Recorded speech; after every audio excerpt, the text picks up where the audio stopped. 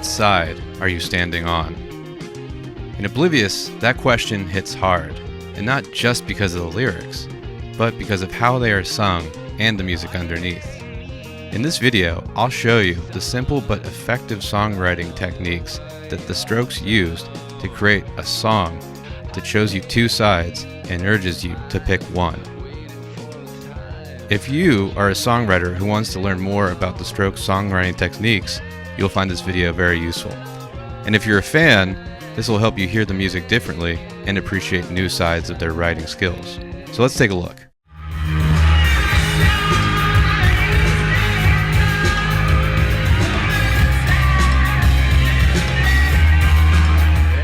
When Julian Casablancas asks what side are you standing on, there's something in the music that makes that question even more urgent and powerful, demanding that you take a side right now.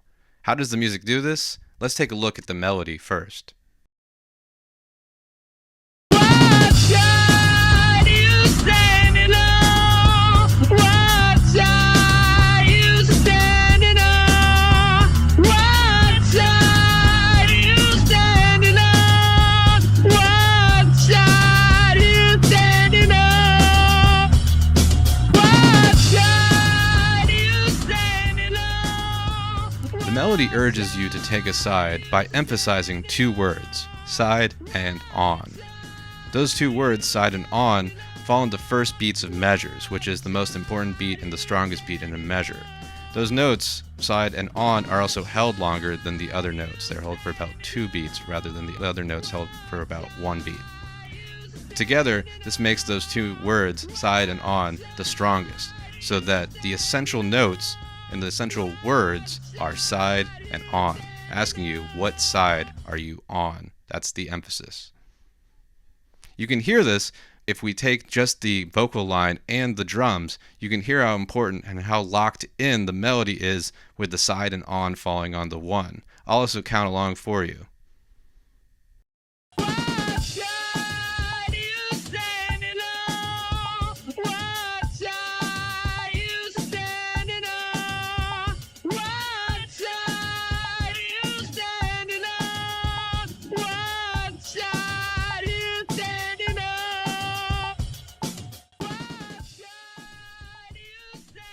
So because of the length of those notes and how they fall on the one, those two words, side and on, are emphasized, pressing this question to you.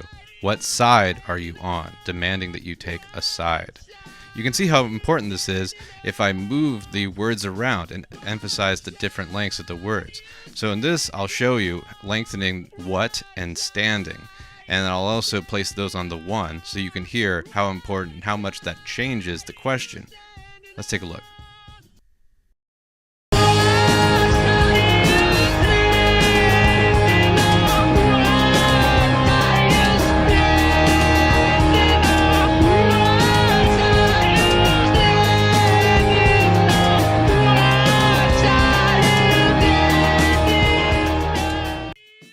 By emphasizing what and standing, the question is very different. What standing? What standing? It doesn't really hit the same or as urgently as side on. It's not as clear of a question of two words. What kind of standing do you have? I'm not sure, but it doesn't work as well. So you can see that side on is a better choice to make that land as making a decision. The words side and on are also emphasized by the pitches of the notes themselves. Side lands on the root of the chord, which is the most stable and foundational part of a chord, giving it a very authoritative feeling. When he asks the question again, side lands on the fifth of the next chord, which is the second most stable and most powerful note in a chord, so it also sounds authoritative. So that shows you the choices that Julian Casablancas and the Strokes made in writing the melody so that the words side and on were emphasized, posing this question to you in an urgent way. But there's even more powerful songwriting techniques at use here. There's also the idea of word or tone painting. Word or tone painting is when music is composed to literally represent the ideas in the lyrics. And so what's going on here is there's a step down from one note to the next that has a movement feeling. It's a step away and it creates a feeling of movement, which is a feeling of space. And in those two spaces, stepping between two spaces, two sides, two positions. So you can see that the use of that chord and that use of those notes stepping down one pitch is very careful and deliberate choice to create a feeling of movement in the melody, and therefore creating a feeling of two different places. It's also worth noting that the note didn't have to change. It's also in that E flat chord. So it could have stayed there. It just doesn't create that feeling of motion. So this choice to move a step down seems to be very intentional, or at least very effective in creating a feeling of two sides. There's two positions. The melody ends in two different places, two different paths, creating a feeling of two sides that you have to choose from. So this is pretty incredible and thoughtful word painting that the Strokes used to affect this feeling in you, the listener. I can show you how it doesn't really work as well if we don't go down to that G. I'll make it stay on that A flat. Let's take a look.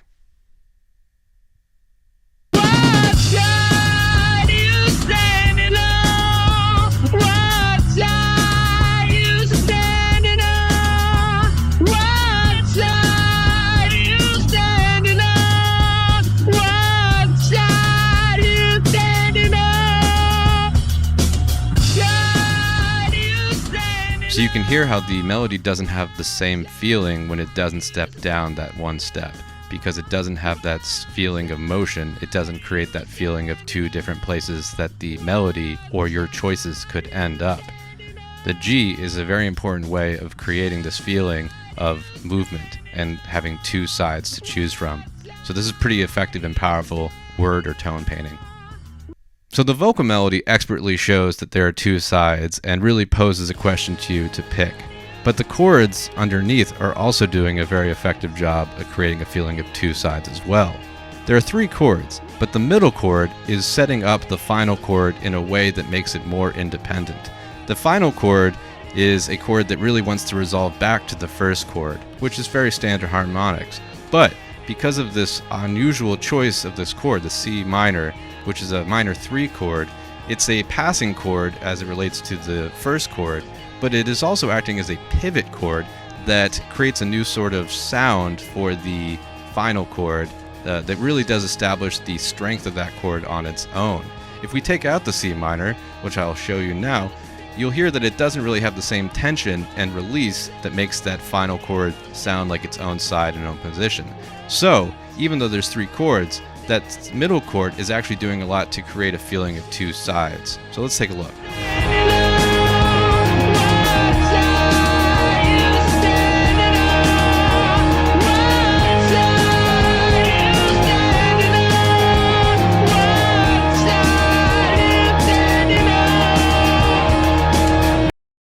So what I've shown you is that there could have been variations to the Oblivious chorus, and they wouldn't have been as good. The Strokes used expert songwriting techniques to make the most powerful and effective dramatic song they could have written, making Oblivious the masterpiece and top 5 Strokes song that it is.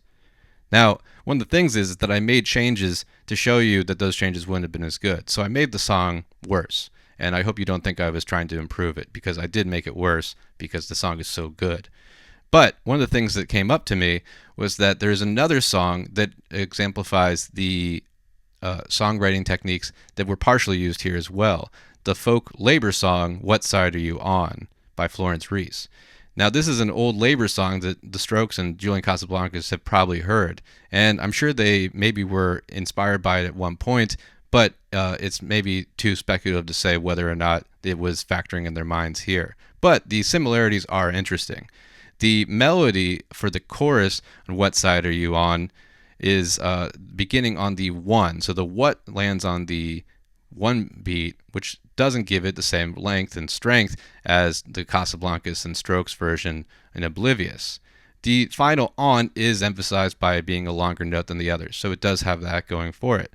It also has a similar harmonic function of 2 chords. So it doesn't have the tension chord, that third chord to create tension between the 2 chords to establish the 2 sides. So you can see that there are some overlapping ideas about the effectiveness of using this line and in this certain way.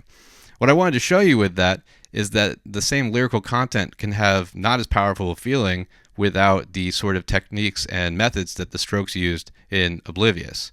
But one of the things that showed up is that when I mashed it up, it actually sounds really cool. It gives it a minor sound because of the different key that it is in, but this recording that I found works really well. So I hope you like. Which side are you on? Which side are you on? Which side are you on? Which side are you on? Which side are you on? Which side are you on? Which side are you on? Which side are you on? What side are you standing on? What side are you standing on? What side are you standing on? What side are you standing on? So what I've shown you today is the masterful techniques that the Strokes use to create the masterpiece that is Oblivious. We looked at the placement of the melody notes, the length of the melody notes, and the pitches of the melody notes to create a feeling of word painting and tone painting to create a feeling of two sides that you must choose between. We also took a look at the chords underneath and saw how they also establish this feeling and this dramatization of two sides to choose between. If you like this video, be sure to like and subscribe, because I'll be making more videos about the Strokes, the Voids, and Julian Casablancas, because I'm a big fan of Julian Casablancas' work and I'm really excited for the new album.